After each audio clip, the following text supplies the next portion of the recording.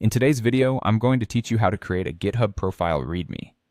If you're ready to make your GitHub profile stand out and give it a personalized touch, then follow along.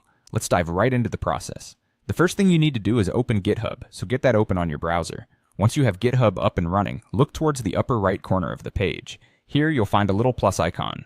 Click on that icon, and from the drop-down menu, select New Repository. Now this is a very crucial step. The repository name you choose must exactly match your GitHub username. This is important because GitHub recognizes this specific naming convention to assign the repository as your profile repository. For instance, if your GitHub username is John Doe, then your repository name must be John Doe exactly. Double check everything here. Spacing, capitalization, and spelling should precisely match your username. Once you've got the name squared away, make sure to set the repository visibility to public. This is necessary if you want others to see your profile, README. You'll also notice an option that says Add a README file. This box should be checked, as it provides the initial file template, the core part of your profile. Once all these settings are correct, click on Create Repository. Upon completion, GitHub automatically recognizes this repository as your profile repository due to its name matching your username. That's the first part done, and you've now got the initial setup ready. Now let's move on to customizing your README file. Head over to the new repository you've just created, and within that repository, you'll see a file named readme.md.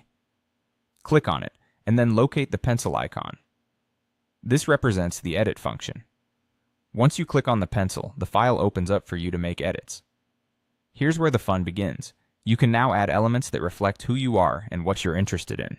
This file accepts Markdown formatting, which allows you to include various stylistic features like headers, lists, or links.